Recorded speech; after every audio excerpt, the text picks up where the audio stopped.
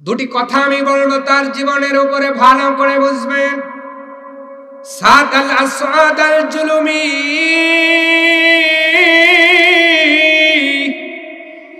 এত গরিব মানুষ, এতই খাটো, এতই কালো, বসন্তের দাগের কারণে কেউ মেয়ে বিয়ে দিতে চায় না। সবাই তো চায় তার জামাতাটা একটু হ্যান্ডসাম হোক, একটু স্মার্ট হোক, একটু উচ্চলম্বা হোক, ঠিক কিনা? সব শ্বশুর যার ঘরে মেয়ে আছে, মেয়েটারে বিয়ে দেওয়ার জন্য একটু বলেন তো স্মার্ট ছেলে খোঁজে কি খোঁজে না? একটু উঁচা হোক, একটু দর্শনদারি হোক, জামাইটা আসলে যারা বলে অবাকের জামাই, বলে কি বলে না? রব্বুল আলামিনের পয়গম্বর মুহাম্মদুর রাসূলুল্লাহ সাল্লাল্লাহু আলাইহি ওয়াসাল্লাম মসজিদের নববীর ভিতরে বসে আছেন। এই সাহাবীটা, খাটু সাহাবীটা যায় বললেন, ইয়া রাসূলুল্লাহ, আমি তো কিয়ামতের দিন আল্লাহর কাছে বড় শর্মিন্দা হয়ে যাব। আপনার সব সুন্নতগুলো পালন করেছি, শুধুমাত্র বিয়া নামক সুন্নতটাই পালন করতে পারি নাই। নবী গো, এই বিয়া নামক সুন্নতটা আদায় হয় না তো? নবীজি বললেন, ও সাদাল আসআদাল জুলুমি, কেন তোমার এই সুন্নত আদায় হয় না? সাহাবীটা আফসোস করে বলতেছেন, নবীজি, আমার চেহারার দিকে কেউ একবার তাকালে দ্বিতীয়বার তাকাইতে চায় না। আমার মতো খাটো মানুষ আপনার সাহাবীদের ভিতরে একটাও নাই। শুধু তাই নয়, আমার মতো গরিব মানুষ আপনি একটাও খুঁজে পাবেন না। কে আছে এমন গরিব, এমন খাটো, এমন কুৎসিত, এই চেহারার কোনো ডিল ডাউল নাই, এই রকম মানুষের সাথে কে বিয়ে দিবে? ওগো নবীজি, এই জন্য বিয়ে করার সাহসটা আপনার, এই শুধু বললাম, আর কাউরে লজ্জাই বলি না। নবী ডাকতে বললেন, আমার সাহাবী তুমি শোনো। কি হলো? সমস্যা হইতেছে? কথা বললে 40 বছরের কবুলিয়াত ইবাদত নষ্ট হইব।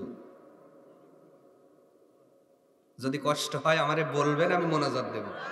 কিন্তু সওয়াব কামাইতে করতে এসে যদি গুনাহ হয়, তাইলে আসারছে না আসাই ভালো হইব। কষ্ট হচ্ছে আপনাদের? আর ওই যে এই কথা জান বলতে চাই, এই যে এদিকে আসো, সামনে আসো, আসো। না না, ঠিক আছে, ওদের সামনে আসা লাগবে। আমি খুশি যে এখনো পর্যন্ত ওরা জেগে আছে, মারহাবা বলেন। এর জন্য আমি খুশি। ওদের ধমক দিবেন না, ওদেরকে নিয়ে একটু খোপে খোপে বসান তো। ওই এক জায়গায় বসে তো, এই জন্য গোল মিটিং করতেছে। একটু ওই দুইজনের পাশাপাশি বসেন। আসো আসো দোস্ত, আয় দুইজন সামনে আসো। কে আমার কাছে আসবে দেখি তো? হ্যাঁ, কে আসবে? বন্ধু হবে আমার। হ্যাঁ, আসো আসো, এই যে জায়গা আছে, আসো। এদেরকে ধমকাবেন না। মসজিদে গেলে এদের আদর করবেন, ইনশাআল্লাহ বলেন। এখানে মনে পড়ে গেলে একটি কথা বলবো।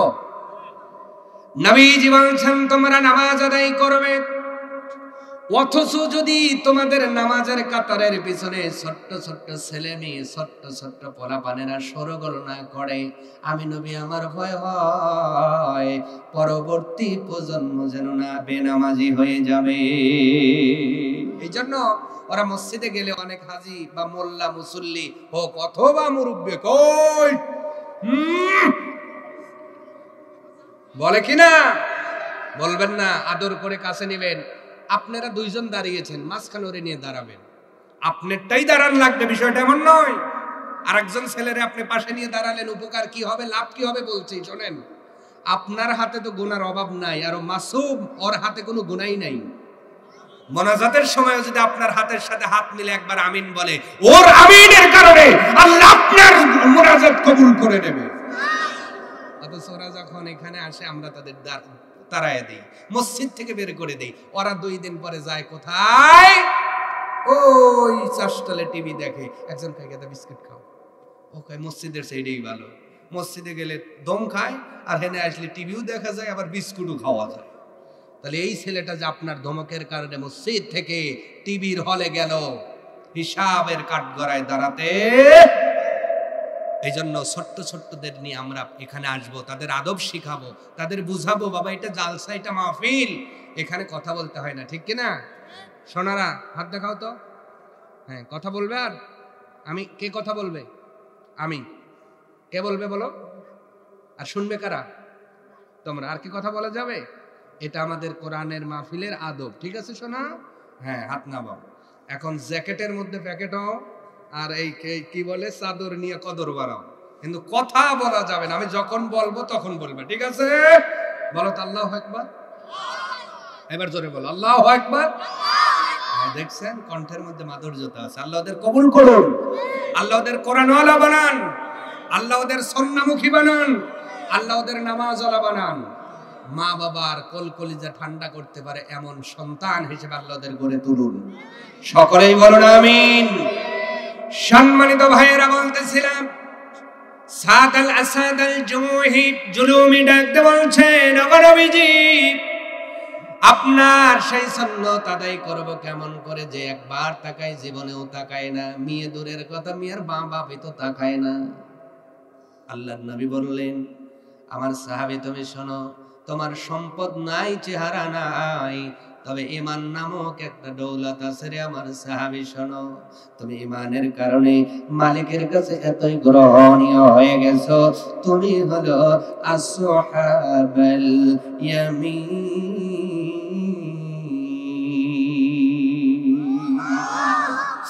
তোমার জীবনে কোনো গুনাহ নাই, গুনার কাজ তুমি করো না, আমি নবী জানাতে।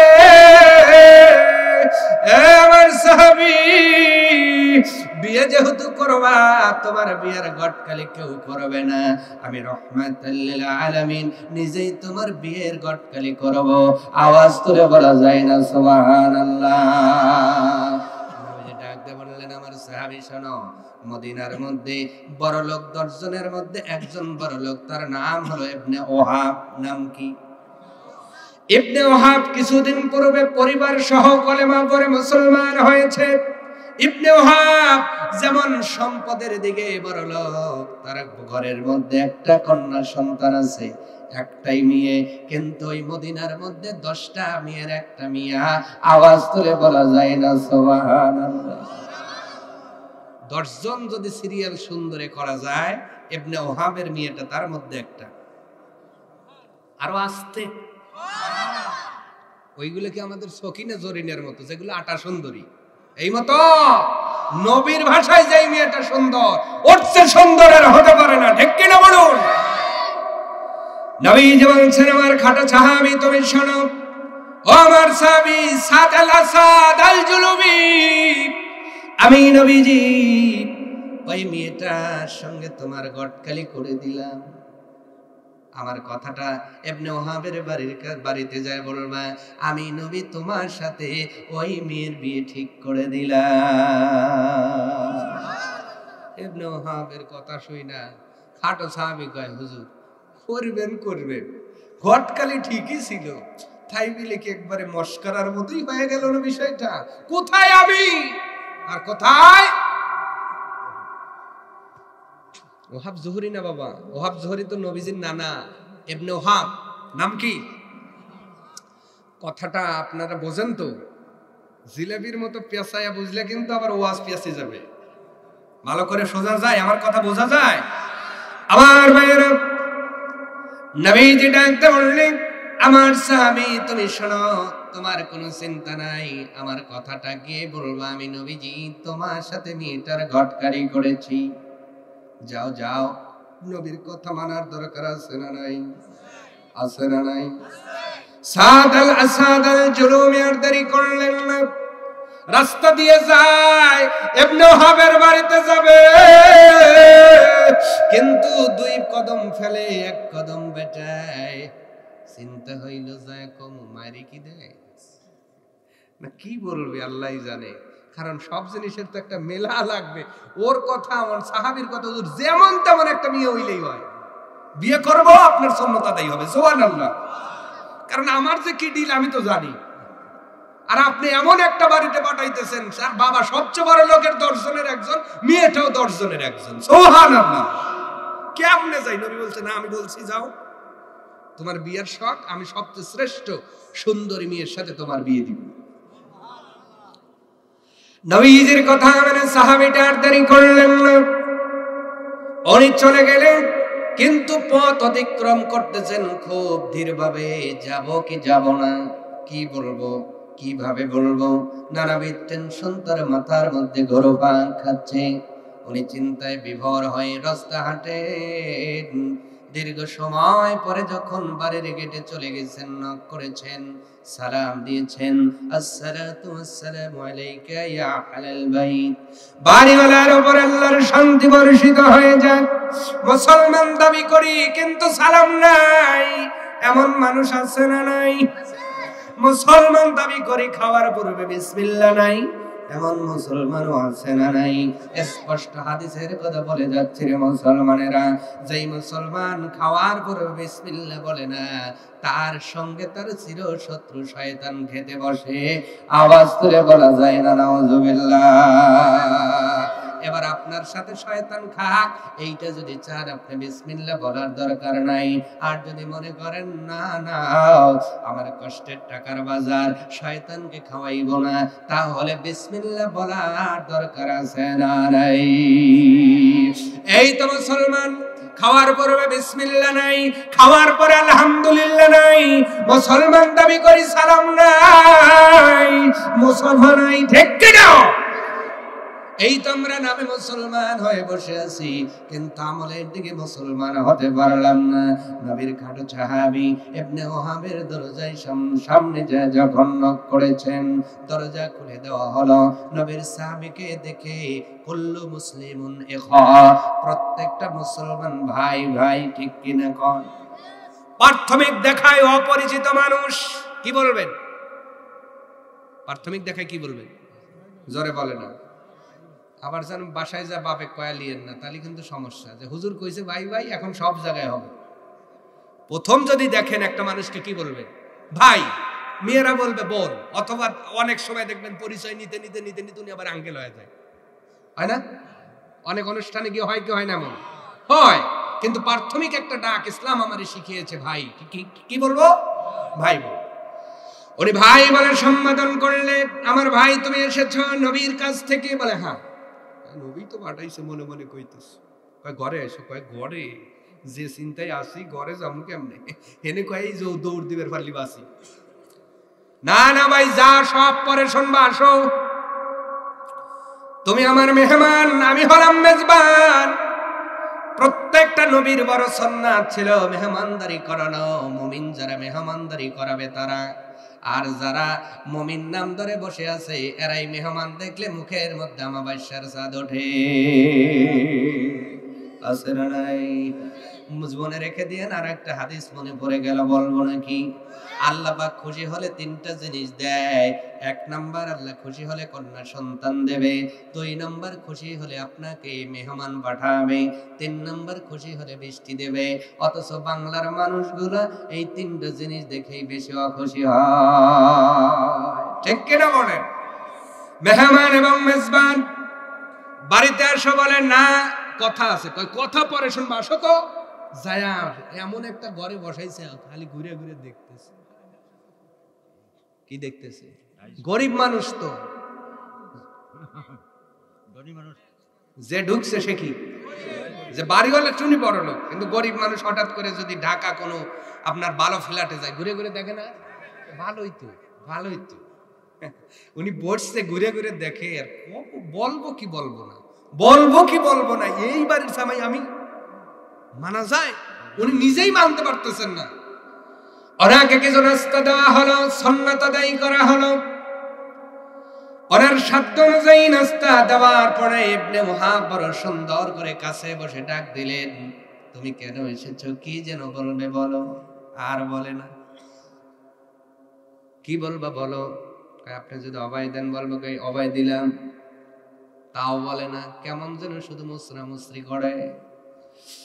সাহাবী ডাকতে বললেন, ইবনে ওহাব বলেন তুমি বলো। সাদ আল-আসওয়াদ আল-জুনুবি ডাকতে বলছেন, ও ইবনে ওহাব, আমি যেটা বলবো আগেই বলতেছি, এটা আমার মুখের কথা নয়, নবীর কথা। কার কথা? নবীর কথা।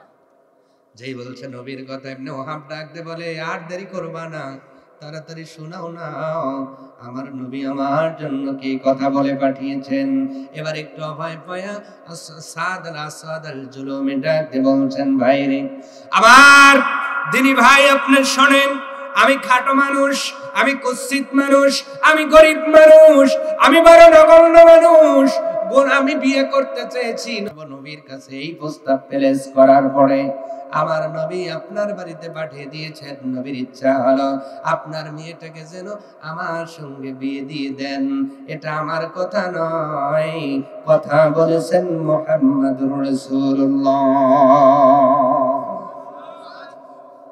ইবনে ওয়াহাব সবেমাত্র কিছুদিন পূর্বে কলেমা পড়ে মুসলমান হয়েছেন, এখনো ইমানে অত সার হয় নাই। কি হয় নাই? সার হওয়া ইমানদার আছে না নাই? আর যেগুলো সার হয় না ওগুলোর কাছে ব্যবসার টাকা সুদের টাকা একই লাগে। ঠিক কিনা কর?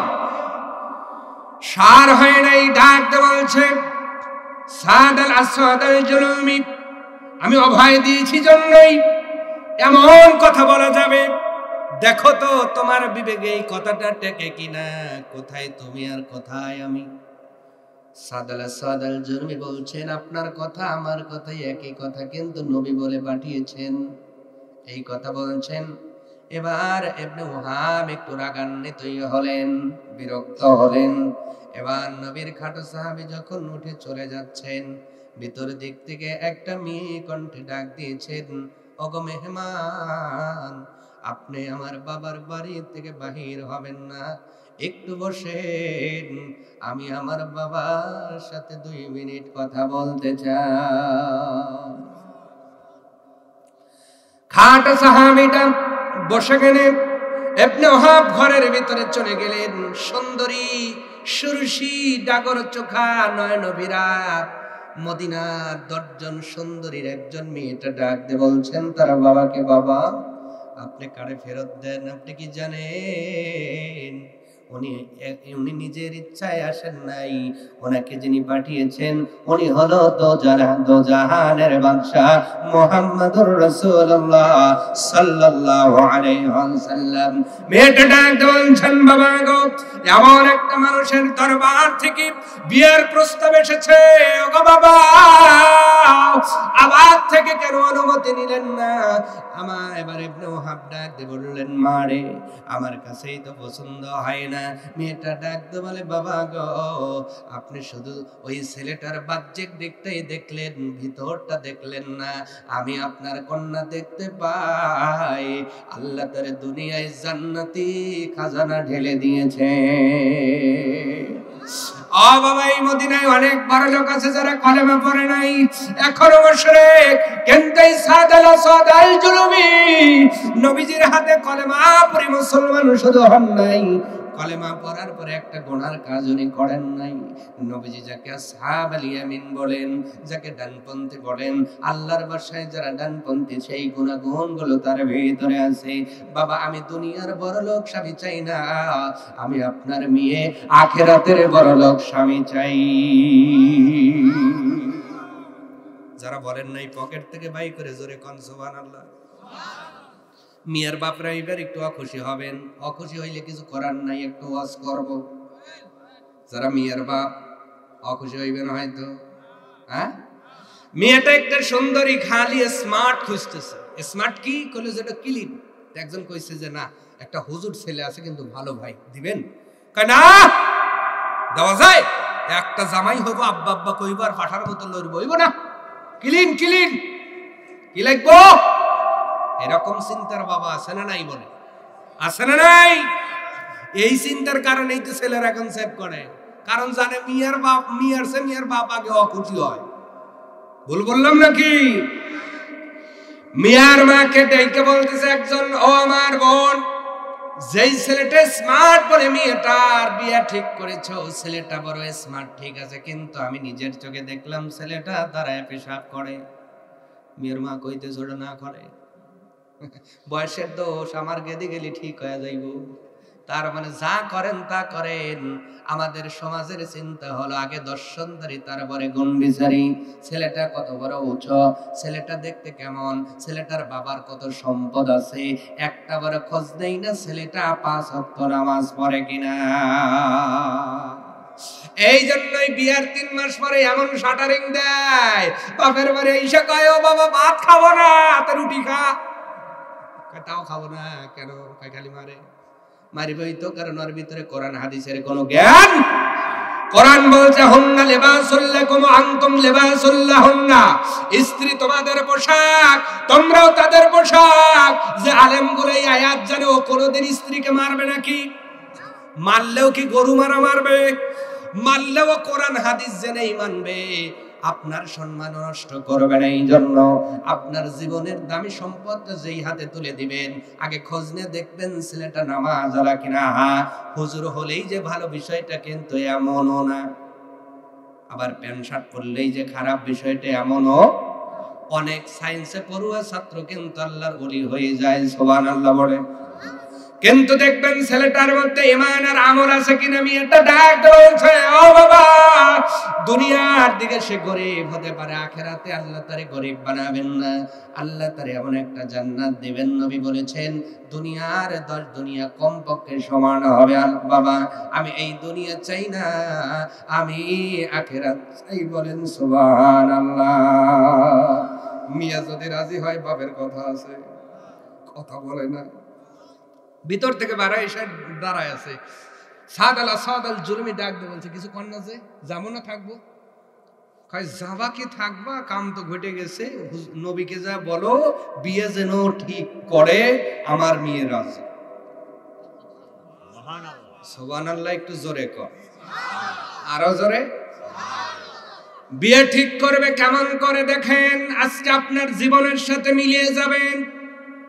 আসহাবুল ইয়ামিন হতে চান, নবীজি কেমন করে বিয়ে দিতেন, আর আপনি কেমন করে ছেলেটারে বিয়ে দেন। বিয়ের পরে ছেলে হয়, হুজুরের কাছে নিয়ে আসেন, হুজুর দোয়া করেন, হুজুর আমার লাতিটা যেন ফেরেশতার চাচতো ভাই হয়। ওরে সোনা রে, এত সহজ নাকি? হ্যাঁ, বিয়ের নিয়মটাকে শিখাইতেছি, আগে বিয়ের নিয়ম শিখে যান। কথা কন, নবীজি কেমন করে বিয়ে দিবেন। গরিব সাহাবীরা চলে গেলেন, যাওয়ার পরে নবীজি মুস্কি হেসে বললেন যাইতে চাইলে না, কিন্তু চেহারা দেখে তো হাসি হাসি মনে হয়।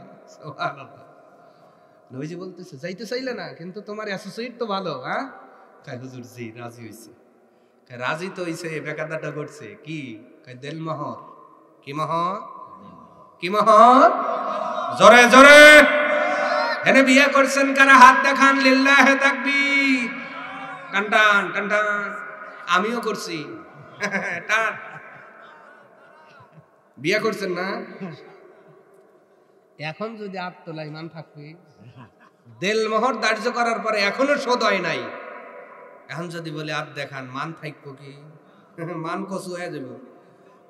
অতএব হাত তোলায় আর লজ্জা দিলাম না। একটা জিনিস মনে রাখবেন, যদি মহারানা ধার্য করার পরে পরিশোধ না হয়, প্রত্যেক মিলনে জিনার গুনাহ হবে।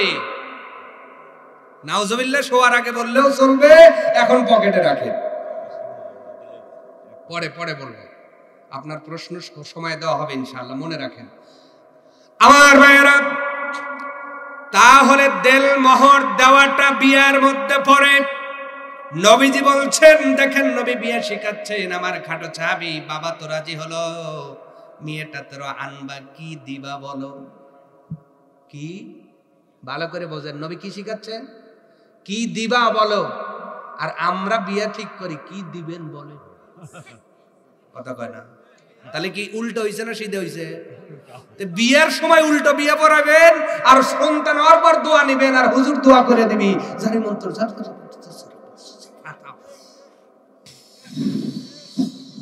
অত সহজ? পণ দিয়ে বিয়ে করা এইটাই সুন্নাহ। পণ নেওয়া হারাম। পণ নেওয়া কি? পণ নেওয়া কি? পণ যে দেয় সেই বিয়ে করে, ভালো করে বুঝবেন। পণ যে দেয়, তাহলে এবার যে ছেলেগুলো পণ নেয়, ও কি বিয়ে করে না বিয়ে বসে? আপনার ছেলের যে 5 লাখ নিলেন, আপনি কি বিয়ে দিলেন না বিয়ে বসাইলেন?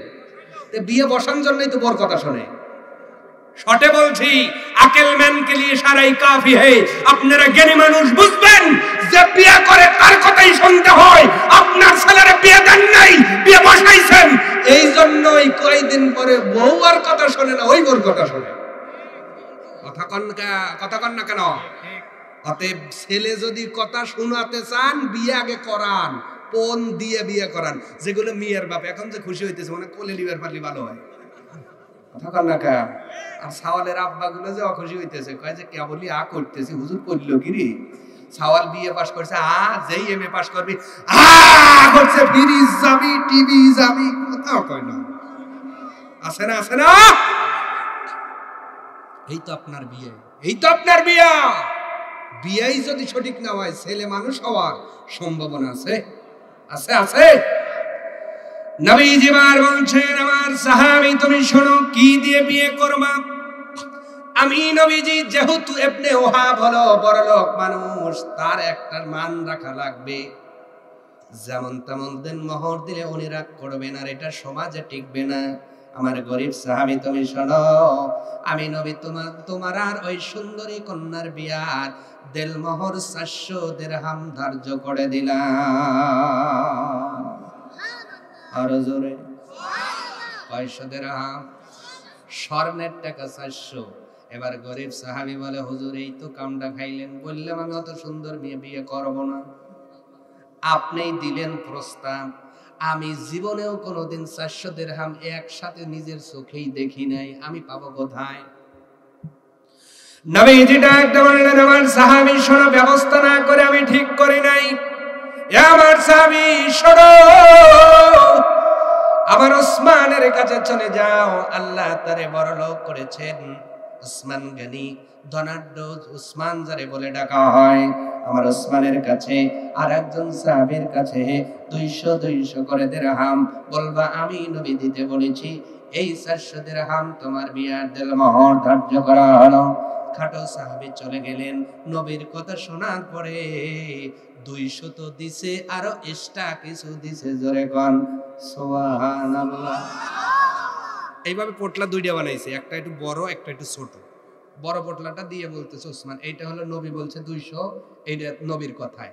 আর বাইরে তুমি বিয়ে করবা, কিছু উপঢৌকন বউরে দিতে হবে না, আমি জানি তুমি গরিব, এই জন্য এইটা আমার পক্ষ থেকে দিলাম। আরো জোরে। মুসলমানদের ভিতরে কত সম্পর্ক ছিল, আজকে আমরা পিঠা খাই, আমার প্রতিবেশী দাওয়াত পায় না।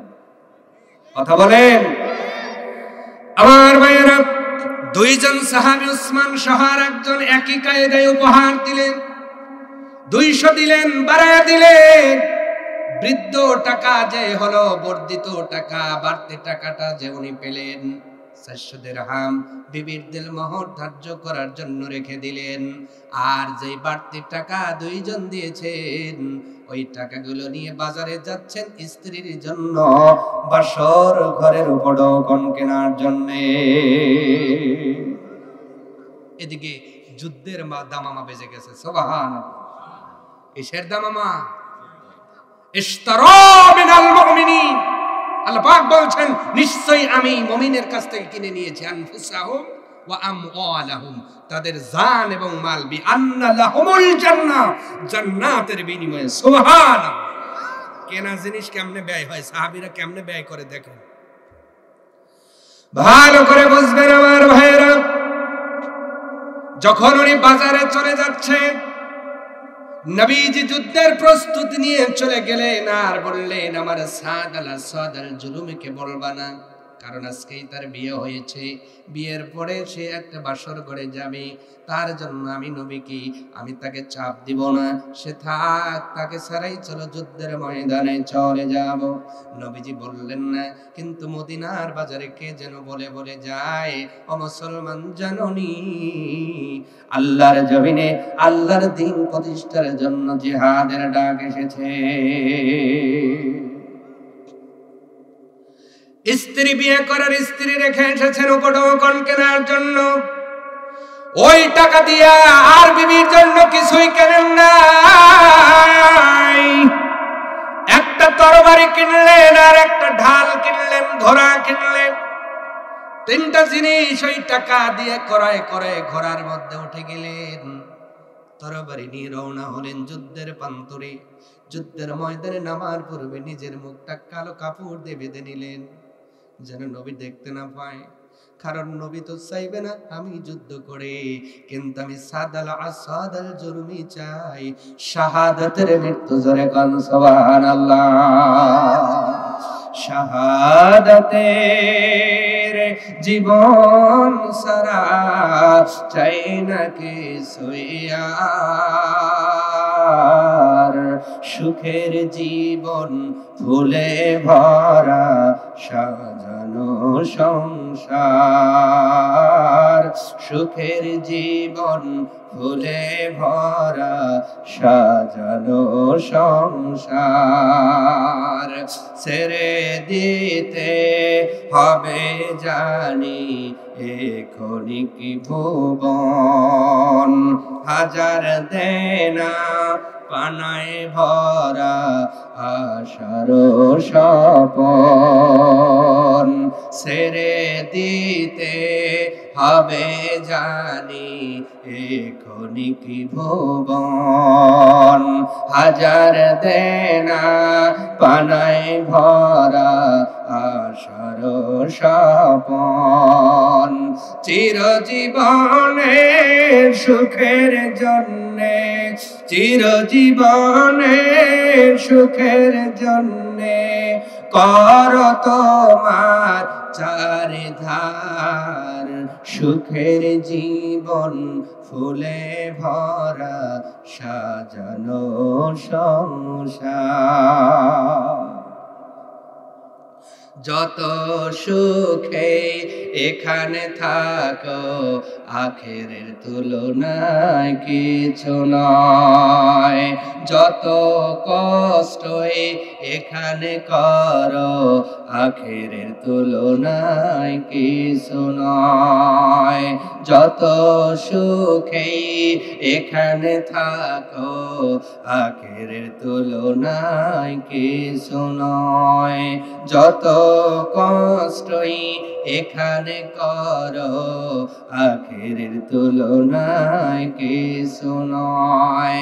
আল্লাহ রঙে রঙিন করো, আল্লাহ রঙে রঙিন করো জীবন নদীর সকল পার, সুখের জীবন ফুলে ভরা সাজানো সংসার।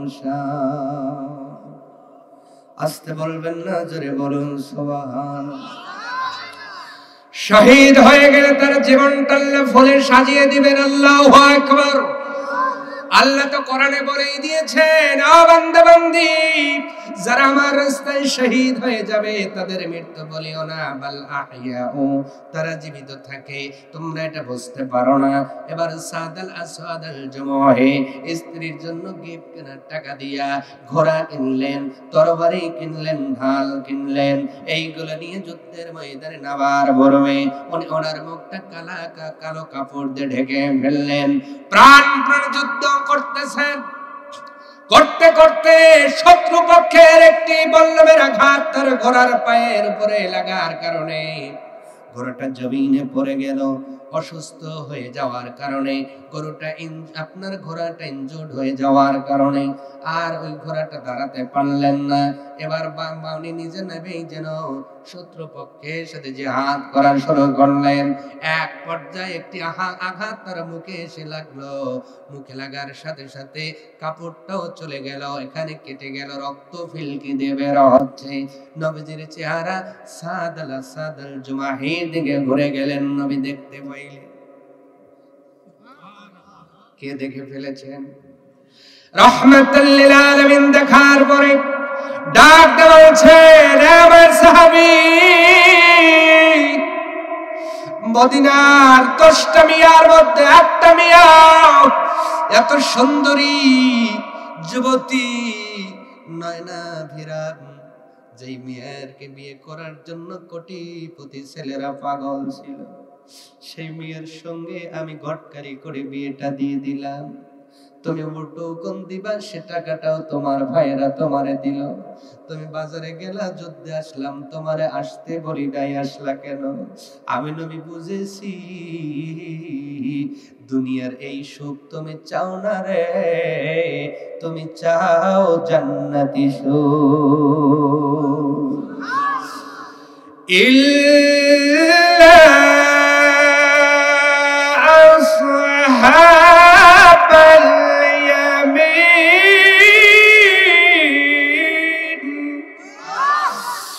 এই জন্য আল্লাহ পাক বলেন আসহাবাল ইয়ামিন যারা হবে আমি আল্লাহ হিসাব নিব না, তাদের আমলের কাছে দায়বদ্ধ রাখবো না। সাদাল আসাদাল জুনুমি তার জীবন দিয়ে প্রমাণ করেছেন দুনিয়ার জীবন ছেড়ে দিয়া যারা আখিরাতমুখী হবে তারাই হবে আসহাবাল ইয়ামিন। জোরে বলেন সুবহানাল্লাহ, আর একটু জোরে বলুন সুবহানাল্লাহ। দুনিয়ার ওয়াজের মধ্যে সব ওয়াজ রয়ে গেছে, দুনিয়ার মোহাব্বত ছাড়তে পারলেই টেন্ডার বাস ছাড়া যাবে, রাস্তার খোয়া খাওয়া ছাড়া যাবে, বিধবার কাঠ খাওয়া ছাড়া যাবে। কথা বলেন না কেন? দুনিয়া ছাড়লেই সব ভালো, দুনিয়া ভালো লাগলে ওর দ্বারা সব কিছু সম্ভব, ঠিক কিনা? আমার ভাইয়েরা, এক পর্যায়ে যুদ্ধ চলতে চলতে, আঘাত করতে করতে, আঘাত খেতে খেতে শাহাদাতের পেয়ালা পান করলেন। নববধূর সাথে সাক্ষাৎ করার সৌভাগ্য তার হলো না। আর আমি আপনি এই ইসলামের জন্য যদি একটা মিছিলেও যাই, স্ত্রীর কাছে আগে পরামর্শ করে যাব, কি কও যাব? কারণ স্ত্রী যদি কোনো মতে কয় যাও, কয় তুমি জানো না যাবের কইলা, মনে তো কোনো সমস্যা হইতে পারে, আমি জিজ্ঞেস করছি যাতে তুমি নিষেধ করো। কথা কয় না? আমরা স্ত্রীর সাথে পরামর্শ করি, নববধূ ঘরের মধ্যে অপেক্ষামান স্বামীর জন্য। গরিব স্বামী হতে পারে, কি আনবে বাজার থেকে, কিন্তু স্বামী আসতেছেন না, স্বামীর লাশ আসতেছে। জোরে বলেন আল্লাহু আকবার। যুদ্ধ শেষ হয়ে গেলেন, শহীদদের জন্য তালাশ করা হলো। নবীজির সাহাবীগুলো ডাক দিয়ে বললেন, এ রাসূলুল্লাহ, শহীদদের ভিতরে আপনার খাটো সাহাবী সাদাল আসাদাল জুলুমিকেও দেখা যায়। রাহমাতুল লিল আলামিন আদারি করলেন না, চলে গেলেন। যাওয়ার পরে খাটো সাহাবা সেই মাথাটা নিজের উরাতের উপর নিয়ে রহমতের চোখ বেয়ে বেয়ে পানিগুলো পড়া শুরু করলো। নবীজি কাঁদতেছেন, হঠাৎ করে নবীজির কান্না মাখা মুখে হাসি ফুটে গেছে। নবীজি মুস্কি করে হাসতেছেন। আবু লুবাবা নামে নবীর একজন সাহাবী বিষয়টা লক্ষ্য করলেন, ডাকতে বললেন, নবীজি এই রকম ব্যবহার, এই রকম আচরণ কোনোদিন দেখি নাই। আপনি কাঁদতেছিলেন, আবার আপনি হাসতেছেন, ব্যাপার কি? নবী ডাক দিয়ে বললেন, আমার সাহাবী আবু লুবাবা শোনো, আমি নবী যেটা দেখি তোমরা সেটা দেখো না। আমি কাঁদতেছিলাম, আমার একজন প্রাণপ্রিয় সাহাবী বিদায় হয়ে গেল। যদিও সে খাটো ছিল, যদিও সে কুচ্ছিত ছিল, যদিও সে বসন্তের দাগলা ছিল, যদিও দরিদ্র ছিল, কোনোদিন আমার অমান্য হয় নাই। এবার সাহাবী শোনো, আমি নবী এই জন্য বিয়োগ ব্যথায় চোখ দিয়ে পানি পড়ে, কিন্তু আসমানের দিকে তাকায় দেখি ইতিমধ্যে রব্বুল আলামিন আমার এই সাহাবীটাকে হাউদে পৌঁছায়া দিয়েছে। আবু লুবাবা ডাক দিয়ে বললেন, নবীজি হাউদ, এই হাউদটা কি? হাউদ নাম কি? এই হাউদটা কি গো নবীজি? নবীজি ডাক দিয়ে বললেন, হাউদ জান্নাতের এমন একটি নদী, যেই নদীর পানি মধুর চেয়েও মিষ্টি, দুধের চেয়েও সাদা। একবার যদি কেউ পান করে রে, জীবনেও তার তৃষ্ণা লাগবে না। আমি নবী তাকায় দেখলাম, শুধুমাত্র আসহাবাল ইয়ামিন হওয়ার কারণে।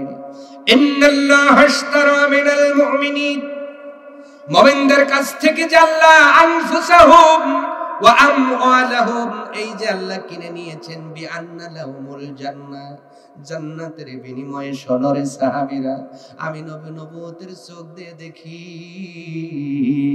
আমার আল্লাহ তাকে জান্নাত শুধু দেন নাই, ওই জান্নাতের হাউদ থেকে তাকে পান করাচ্ছে।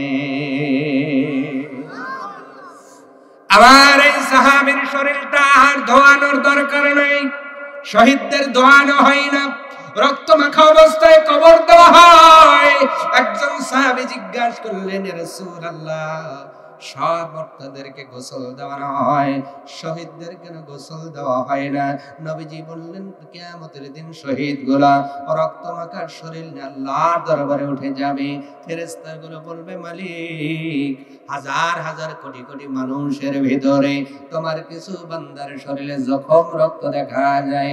আল্লাহ পাক ডাক দিয়ে বলবে, এরাই হলো শহীদ, আমার দিনের জন্য, আমার জমিনে আমার দিনকে কায়েম করার জন্য নিজের স্ত্রী পুত্রের মহব্বত ছেড়ে দিয়া আমার জমিনে শাহাদাতের পেয়ালা পান করেছিল সাহাবী ফেরেশতারা। আজকে আমি আল্লাহ হিসাব ব্যতীত জান্নাত দিয়ে দিলাম। এই জন্য শহীদদের গোসল করানো হয় না। নবীজি গোসল ছাড়াই দাফন করে দিলেন। দফন হয়ে গেল। নবীজি বললেন, ও আমার সাহাবীরা শুনো,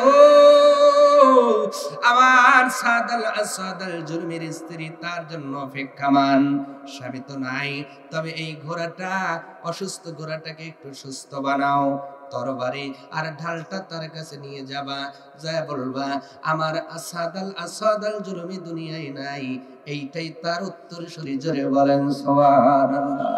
এবং আমি নবী আমার মেসেজটা তার কাছে পৌঁছায়া দিবা। যদি এই মেয়েটা ধৈর্য ধরতে পারে, জান্নাতের মধ্যে আল্লাহ আবার তাদের দেখা করায়া দেবে। আবার নবী আরেকটা মেসেজ দেওয়ার কথা বললেন, ও আমার সাহাবীরা, আমার এই সাদাল জুলুবি এর স্ত্রী ইবনে ওয়াহাবের কন্যার কাছে আরেকটা খবর তুলে ধরে দিবা, আরেকটা খবর পৌঁছায় দিবা। ও কন্যা শোনো, তুমি দুনিয়ার সুন্দরী হতে পারো, আল্লাহ ওই খাটো সাহাবীকে ঈমান আর আমলের কারণে, সাহাবায়ে আমিন হওয়ার কারণে এতই পছন্দ করে ভালোবেসে জান্নাতের মধ্যে তোমার চেয়েও সুন্দরী স্ত্রী দান করে দিয়েছে। আরো জোরে বলুন। সেই আসহাবুল ইয়ামিন হতে চাই কি চাই না? আসহাবুল ইয়ামিন হবে তারা নবীর কথা মানবে যারা, নবীর কথা সাদাল জুলুমি কার কথা মানছে? আল্লাহর কথাও মানছে, নবীর কথাও। তাহলে যদি আসহাবুল ইয়ামিন হতে চান, আল্লাহ এবং রাসূলের কথা মানার দরকার আছে না নাই? কারা কারা মানবেন? দুই হাত একবার দেখাবেন। লিল্লাহি তাকবীর। টান টান, পিঠ সহ টান, পিঠ সহ। বুঝছেন? একটু ডাইন দিকে গাইতান তো, ডাইন দিকে। ডাইন ওইটা আপনাদের ডাইন ভুলে গেছে। বাম দিকে, সামনে, পিছনে, এটা ঝাঁকি। সবাই খুশি? সবাই নবীর কথা মানবেন, আল্লাহর কথা মানবেন। দেখে এইবার প্রমাণ হইব, পরীক্ষা হইব। এতক্ষণ খালি জি স্যার, কি স্যার, জি স্যার, মানে ওই যে ক্লাসে যখন স্যার পড়ায় a + b ² a² + 2ab + b², বুঝছো? জি স্যার, মানে একসাথে যদি 50 জন করে আওয়াজ কিরম হইছে। অনেক সময় দেখবেন ওই প্রাইমারি স্কুলের নিচে কেউ যদি দান নিয়ে বের যায়, সুইমকে ওঠে, এখানে কি হয়েছে রে, কয় পয়েন্ট ওই যে সব মিলে স্যার এক করছে জি স্যার। সবাই জি স্যার কয়, স্যার কয় কিরি, সবাই বুঝছে এত কঠিন একটা সূত্র। এখন ওই পিছনের যে ব্যাক বেঞ্চার কালু অফ করতে চায়, দাঁড়া, হেন কাটতেছে, দাঁড়ায় কাটতেছে। স্যার কয় কাফিস কে? কয় কাফার দেখছেন কি, পড়া ধরে দেখেন। ঠিক না? না, তার মানে বোঝা যায় অনেকেই বুঝে বলে, অনেকেই সায়ারে বলে, ঠিক না? তো সবাই বুঝে বলছেন তো যে আল্লাহ এবং রাসূলের কথা শুনবেন, মানবেন। নবী বলছেন, মান বানা লিল্লাহি মাসজিদান, দুনিয়াতে যে মসজিদ বানালো, বানাল্লাহু লাহু, আল্লাহই বানাবে তার জন্য, বাইতান ফিল জান্নাহ, জান্নাতের মধ্যে একটা ঘর। আপনাকে তো আল্লাহ জান্নাত দিবেনই, সেই জান্নাতের মধ্যে মসজিদ বানালে একটা ঘর বানিয়ে দিবেন। সুবহানাল্লাহ। নবীজি বলছেন সেই ঘরের একটা ইট হবে সোনার আর একটা ইট হবে রূপার। আরো আসতে বল, দিয়ে বিল্ডিং এই দুনিয়ায় আছে? আছে। আল্লাহ বলেন এই যে গাঁথনি হবে, এই গাঁথনির মশলা হবে মেশক আম্বরের।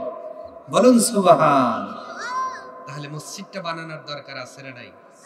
আর একটা উপকার আছে মসজিদ বানালে, বলবো কি? কুল্লু মান আলাইহা ফান, সবকিছু একদিন ফানাফিল্লা হয়ে যাবে কিয়ামতের দিন। কিন্তু ফেরেশতারা দেখবে বাতাসের মাঝে, এটা কিন্তু হাদিসে কুদসির কথা। হাদিসে কুদসি যেটা, ওটাও আল্লাহর কথা। কার কথা? ওটাও আল্লাহর কথা, নবীর মাধ্যম দিয়ে নবী বলেছেন। আমার ভাইরা, হাদিসে কুদসির মধ্যে বলা হলো ফেরেশতারা ওই দিন দেখবে বাতাসের মাঝে সাদা সাদা কি যেন ভেসে আছে। মারহাবা বল। ফেরেশতাগুলো যা বলবে, আল্লাহ সবকিছু ধ্বংস হয়েছে, কিন্তু কি যেন এখনো মেঘের মতো সাদা সাদা ভাসে। আল্লাহ জানে না? আল্লাহ জানে না? এরপরে ফেরেশতাদের বলবে, যাও তোমরা জিজ্ঞেস করো ওরা কারা। ফেরেশতারা আরবিতে জিজ্ঞাসা করবে, মা হুম, তোমরা কারা? মান আনতা, তুমি কে? জবাব হবে ভিতর থেকে, আনা বাইতুল্লাহ। সুবহানাল্লাহ বলেন। কি উত্তর হলো? আনা বাইতুল্লাহ, আমি হলো আল্লাহর ঘর। সুবহানাল্লাহ বলেন। ফেরেশতারা বলবে, আল্লাহর ঘর হওয়ার যাই হোক, দেখো না দুনিয়ার সব ধ্বংস হইছে, তোমরা ধ্বংস হও না কেন? ধ্বংস হও। ওই দিন আল্লাহর ঘরগুলো জবাব দিবে,